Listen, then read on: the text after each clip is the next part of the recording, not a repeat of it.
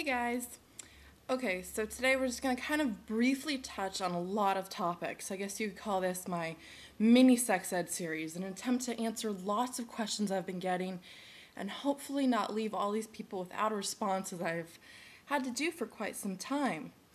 But most of the topics I cover in this video, I'll have a later video, months from now or whatever, that's going to delve a little deeper into each of these issues because I don't think they can be answered in 2 to 3 minutes.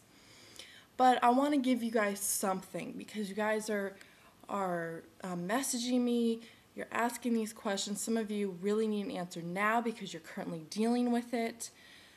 So I want to give you guys something. This video is going to cover two things.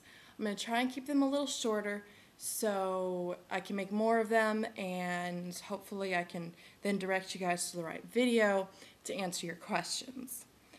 This video is going to deal with first time sex.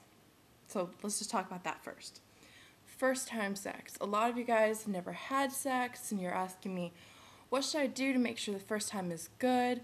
Or you guys have had sex but you're about to have sex with someone who is a virgin, who never has had sex before, and you're asking what can I do to make sure that it's okay for them. Some of you guys are about to, or you know when you're going to. Some of you guys are getting married and you know it's going to be on your wedding night. All right. Everybody has a somewhat different idea of what they want their first time to be like. So the first key is to communicate, just to really express to your significant other what it is you are looking for in your first time. Do you want candles and rose petals and romance? Or do you just want it to be quiet and safe? Is there, a couple requirements? Do you want to have the house to yourself? Do you want to be able to be with that person for a certain amount of time after you guys had sex? Make these rules, I guess you'd call it. Make these expectations, rock solid.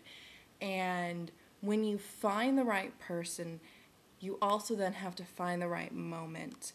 And it will come to you. And then you can have sex without the, without the reservations or am I doing the right thing? If you found the right person, the situation's right, you can go ahead with confidence. But still, there's a lot of things you guys might not have, really prepared for. One thing is lots of foreplay. Lots of it.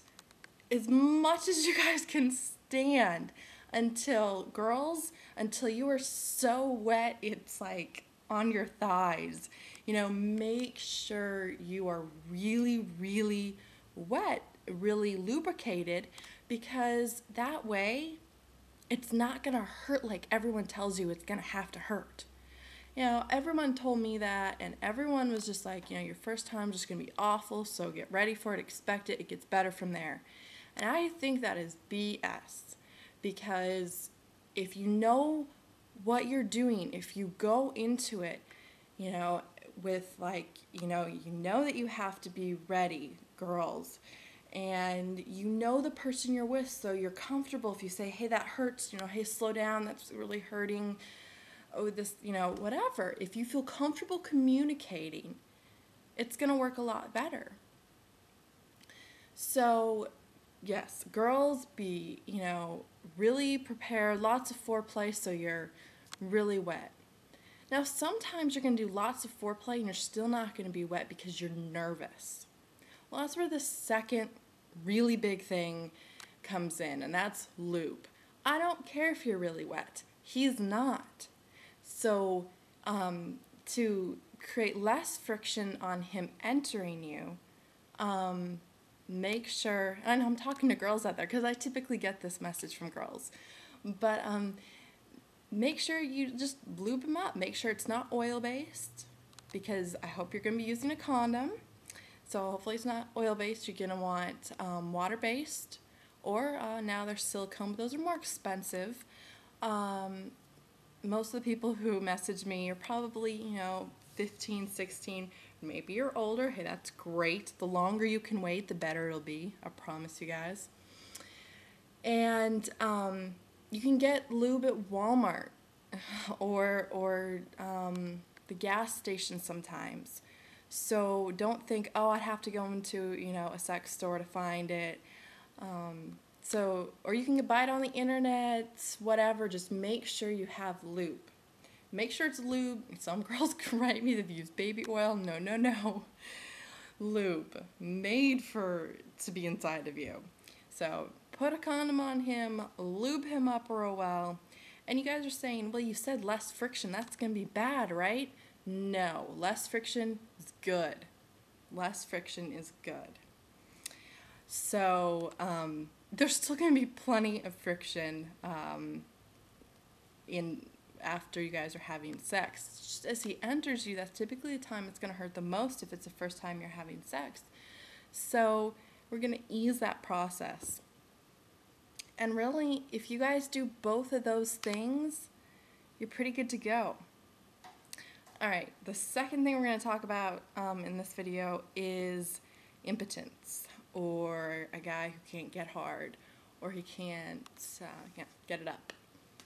All right, I've talked about it a little bit in my male orgasmic disorder video, but a lot of you guys have written me again about it, and again, I just want to say most of the time it's psychological.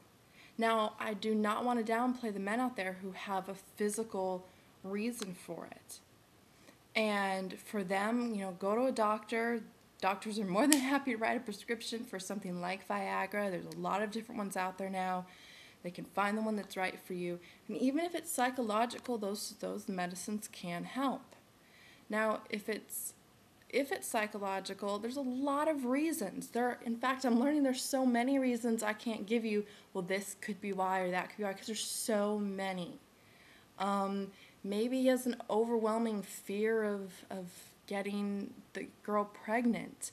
Maybe he has, part of him is like feeling guilty for having sex, or is a little reserved on that issue. And again, there's just so many reasons. Everything from abuse to stress. It could be as deep as like an abuse in his childhood he doesn't remember, or it could be as simple as he's been particularly stressed out at work. And so really you can't figure it out as a woman, and you men, you might want to kind of delve in and go, why is this the issue?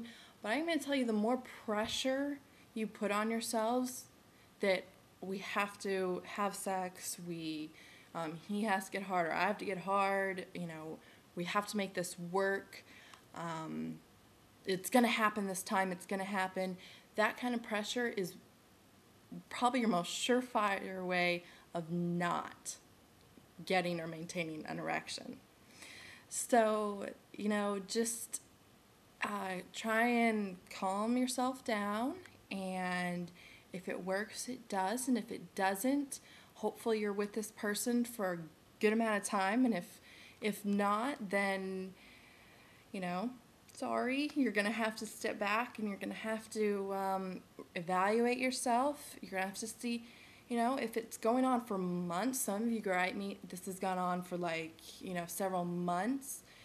If that's the case, you're going to have to decide if it's something worth going and seeing a professional about.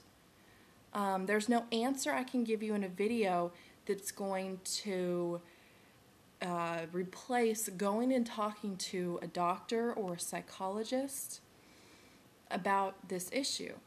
Now, men, you can go and talk to, is it a proctologist? I think it is. The male equivalent of a gynecologist. Obviously I've never been to one.